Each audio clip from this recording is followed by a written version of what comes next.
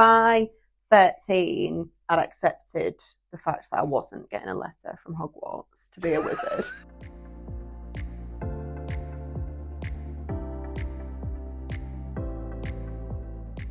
I find it absolutely fascinating that kids have to choose their GCSEs at like 13. Yeah.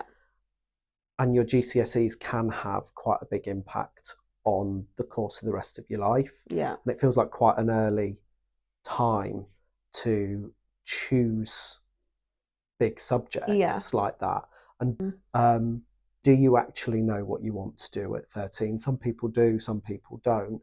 I know lots of people who've done GCSEs, A-levels, gone on to do university, and they're not actually using those courses now. And that's not actually necessarily a bad thing. But I think it's really interesting for people, particularly young people, to see grown-ups, because apparently we are, talk about their growth and their journey through education and the early years of their, I was going to say career, but actually for years, I don't know about you, for years I felt like I had a job rather than a career, and there's a bit of a difference, isn't there?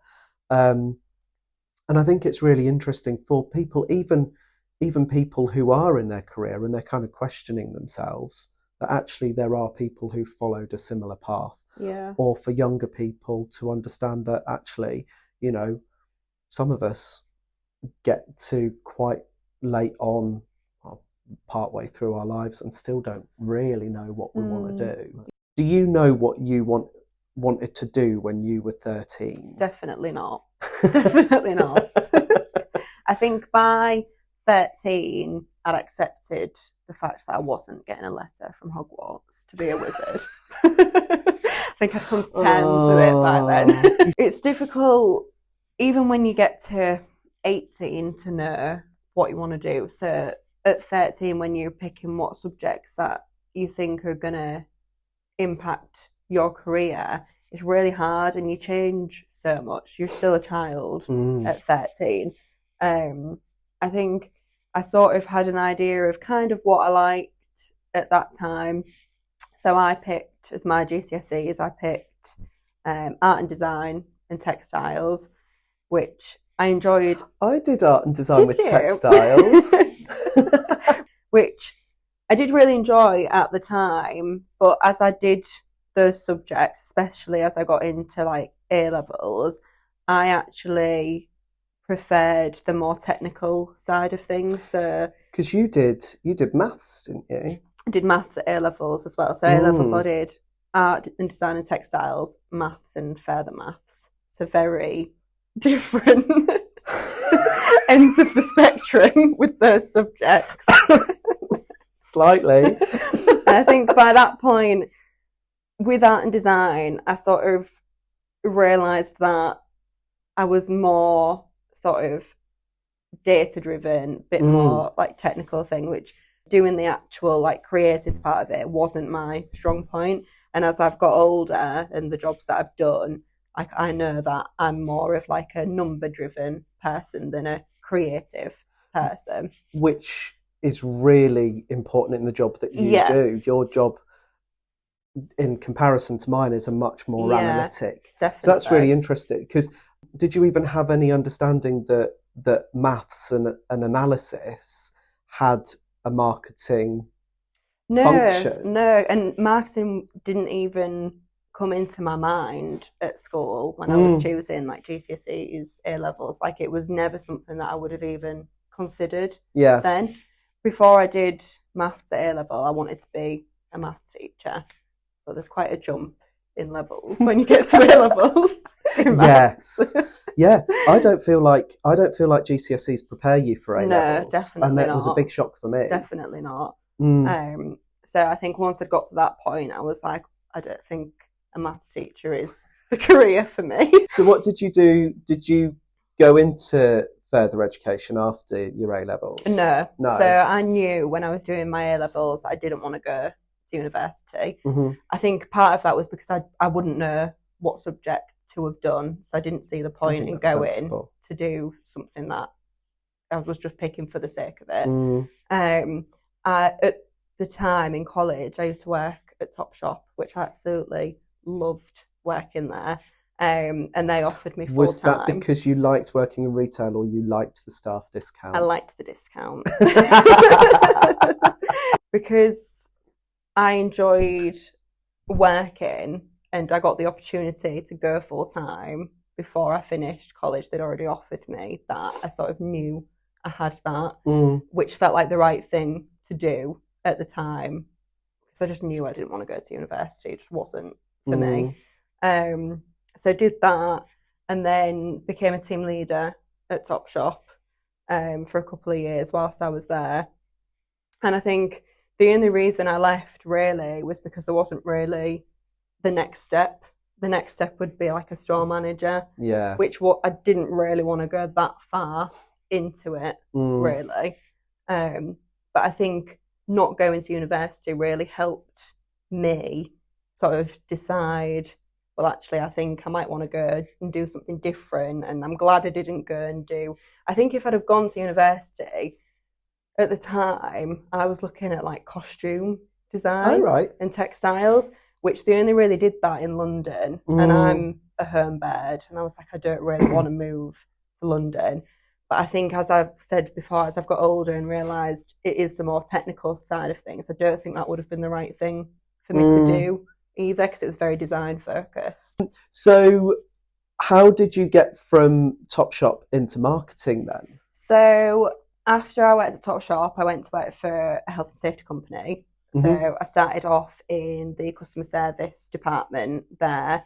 Ended up being with that company for 5 years and did sort of a few different roles. One of the roles that I did there was working with the internal sales team. Right. And I knew that I didn't want to stay within that sort of role either. And that's when I'd started to sort of think about marketing a little bit more. More for the fact where it just had a little bit more involvement with the clients, bit more, just felt a bit more interesting than what I was doing. And a role came up within the marketing team there, which was sort of very sector specific to the clients that I'd been working with within the service team. So that's how I sort of got into it. And I didn't have any experience in marketing at all. I just had the experience of working with the sales team and with clients as well, which I think helped massively in sort of getting that job. And then from there, just sort of started branching out into different parts of marketing to sort of gain a little bit of experience. I think when you're younger, it's making that choice between a more academic route or a more vocational route. And sometimes you don't actually recognise that you've made that decision. Do you know what I mean? You know, like you've started off in a customer service industry, you know, like when you were at Topshop and working in retail, that's very customer service focused. And then you've done that again, but in a more business to business environment. Yeah, definitely. But then you've had all of those sort of influences that have made you go, oh, actually, I could learn a little bit more about this, which has then set you on a path, which I think that's really interesting. The marketing team that I worked for, because it was quite a big company, they had a big marketing team and lots of small teams within that doing different things. But the team I was in was quite diverse, so we sort of got to do a little bit of everything working with the teams, which again I think helped me know that actually there's a career out of marketing. It's not just one set thing. And I think by doing a little bit of different things, one, taught me more than just a set thing.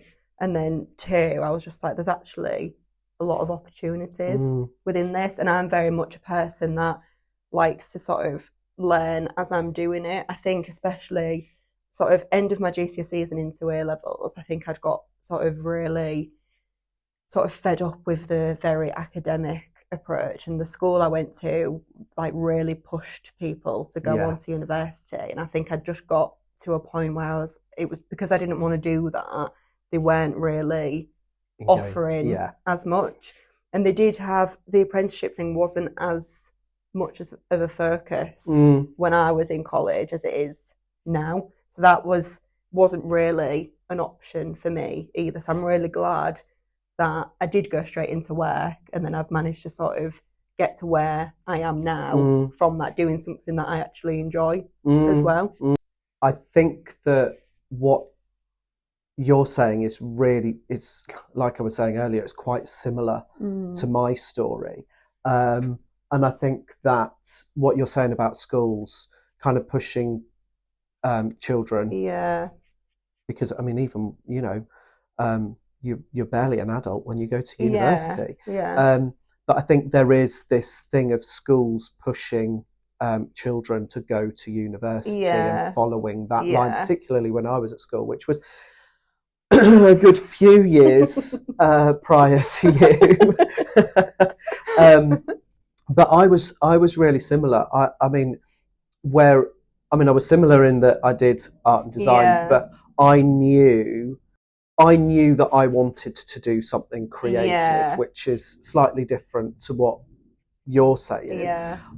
But when I was 13, I knew I wanted to do something creative. I just didn't know necessarily what that was. And I've mentioned in one of our previous podcasts, growing up in London, a lot more than we see around here. And, you've been down to London a few times. When you're on the underground, you are literally bombarded with imagery and advertising and stuff like that. And particularly having an interest in theatre, I was always really interested and excited by seeing these posters everywhere. And I loved that side of, what I didn't realise was marketing and advertising at the time. But I just loved being around these images. So I kind of wanted to go into that. And like I said earlier, I actually had an interest in, because of my interest in theatre, actually have I got an interest in costume, set building, which I still think is fascinating. But actually, when we were then starting to choose our GCSEs, we had this book. I think I might have told you this before. We had this book, a bit like a dictionary, that listed like job. It was on a book, for crying out loud. That's how old it is. That had like ideas for jobs, and I saw graphic design, and I thought that's something that I really want to do.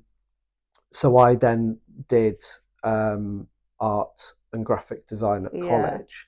I didn't actually do very well at college. Like I said earlier, I never felt like GCSEs set you up for A-levels. Not. And then also going to college, and you've got that much more freedom that you're not like, there's not like a register every day and stuff.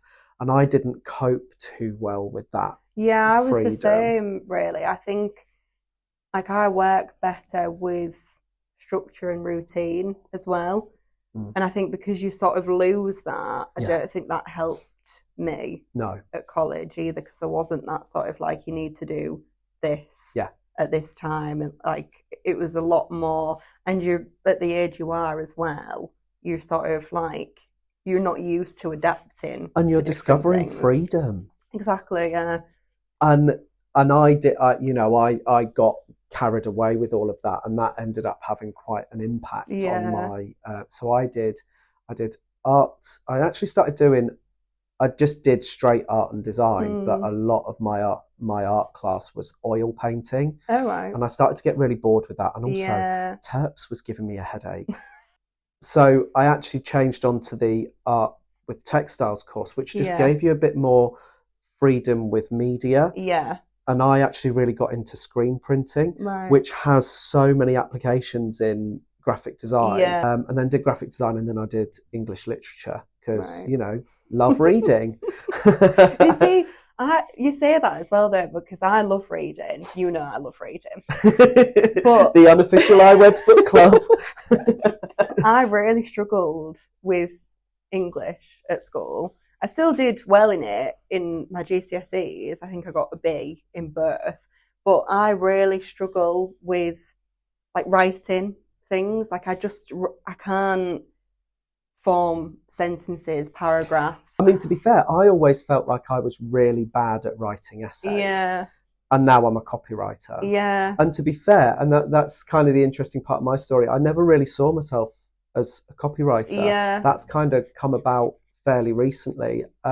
So I, as I say, I did college, didn't do terribly well, but actually I ended up getting accepted for a foundation course at Norwich School of Art and Design. Right. Me and my family were moving to Norwich at the time. And because we were moving, I felt like it was just too much to take on board with moving house and then trying to go to art college as well. So I deferred my entry. And again, similar to you, I ended up working in retail. I went to work at McDonald's. A McDonald's store opened near where I was living. I always said I never, ever want to work at McDonald's. And you know what? I loved it. And similar to you, so my plan was to work there full time and earn some money ready for going to art college. Then when I start at art college, go part-time to fund my way through. But in that time, I was enjoying it, and they offered me a position on part of their training team, so to train up new recruits. And then from there, I was able to then take that step into management. I then moved up to Hull. So up here, then got myself through to assistant manager level. And then again, I started feeling like, what does progression here really look like? And is that something that I want to do?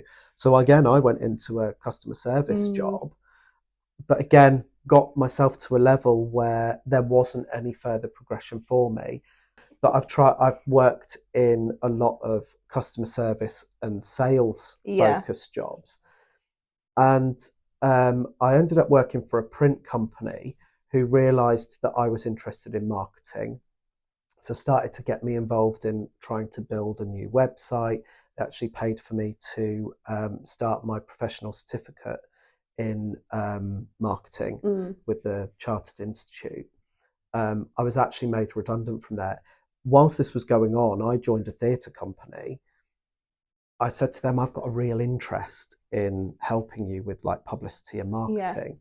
So that was kind of my training ground. And I'm still a member of that theatre company now, as you know. They're doing a lot of work there with, press releases, social media, liaising, putting together publicity plans with the theatre and all of that sort of thing. So I was doing all of that. And then also designing their souvenir programs and writing all the content for that.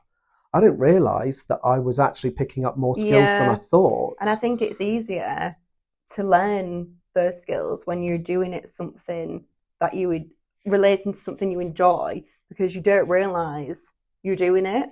And that was similar for me in my previous role in the marketing team that I was in, even though it was for a health and safety company, which doesn't sound too interesting sort of initially, but because of the stuff that you actually learn whilst marketing for that company, it was completely different to being in the customer service team, because you don't learn that stuff. And actually it became a lot more interesting to me at that point as well, which I think helped me pick up the skills that I did, because it was just something a bit different. You're understanding sort of why you're doing it, and actually the topic is quite interesting as well, and really important as well in the role I was doing for people. And I think if you're learning something subconsciously, it feels like you're taking on more information. Do you know what I mean? But so I'd been doing that, and then, as I say, work got me involved with some marketing projects. Started on the CIM course, which was so dry. It was so dry, stakeholders and all of that. But unfortunately, I only did one module, which I passed with a merit, I think. But then I was made redundant, so they weren't funding it anymore, and I couldn't afford to keep it up myself. So I actually only ever did one module. Went on, eventually found a job with a logistics company who then also found out that I had an interest in marketing, so got me looking after their social media feeds in addition to the sales job that I was doing. But they got me involved with their PR company, so I was helping out with all those sorts of things. So again, picking up more and more experience as I went along. And then I met somebody who, as part of my theatre company, who said, "Oh, so you do our social media, would you be happy helping us out?" And I just helped them out with their social media as for just a bit. They were a small business, helping them out with their Instagram and Facebook just for a bit of cash in hand every month. But then the stuff that they were asking me to do got more and more, and I thought, actually, I'm really enjoying being part of this business. It was also a business that was something that I was really passionate about. Another facet of my personality is my love of horror movies, and that was what I was working on. And I ended up giving up a job that I loved. I loved working for the logistics company. I mean, and the company itself was such a wonderful company, and I've still got really good friends from there. But I had this opportunity to really get into marketing, because I tried to get into marketing before, and people had told me that my experience wasn't valid because it was voluntary, which is crazy to me, because if you're doing this voluntarily, that's because it's a passion. Because you want to do it. Exactly. But I had this opportunity to get into marketing, and I was getting on for 40 at the time, and I'm like, this is mad. I've actually finally got into the industry that I really want to work in at this age. Then I found myself here at Eyeweb going from in-house marketing to agency marketing. But it was during that process of trying to find another job that people started saying to me, "We think you'd be really good at copywriting." And I'm like, what? Really? Yeah. I remember Sean and Paul saying to me, "Have you done much copywriting before?" And I was like, "Well, I've done this." And I showed them the articles and stuff that I'd written for programs, because you know, when I do a souvenir program, I'm writing everybody's biogs, articles about the background of the show or the writers or what have you, or you know, the synopsis for the show. That's not an easy thing to do. And I was like, oh, actually I can do this. So it's really interesting, isn't it, that, you know, and actually you know, I've got a number of friends that work in marketing, and I'm sure you do too. The number of people that I speak to who actually don't have formal training. I do know people that do, but I know a lot of people who don't have that formal training in marketing. But actually what they've got is an understanding of how people think, or an analytic brain like yourself, to be able to look at SEO or PPC data and figure out what that actually means for a customer. But as well, saying that, I think that the fact that you and I have worked in customer facing jobs for a lot of our time gives us an understanding of communicating with customers and being able to understand how they want to be communicated with, to be able to manage their accounts and take that job that we're doing and communicate it in a way that makes sense to them. So I think it is really interesting that, okay, fine, fair enough, you know, when we were 13 years old, we might not have known that we wanted to work in marketing, but actually everything we were doing led to that point, and we've come here out of a natural progression into the career. And I think as well, I think if I'd have chosen subjects to specifically want to go into marketing, I don't think I would have ended up here now. Because I think it would have probably put me off it.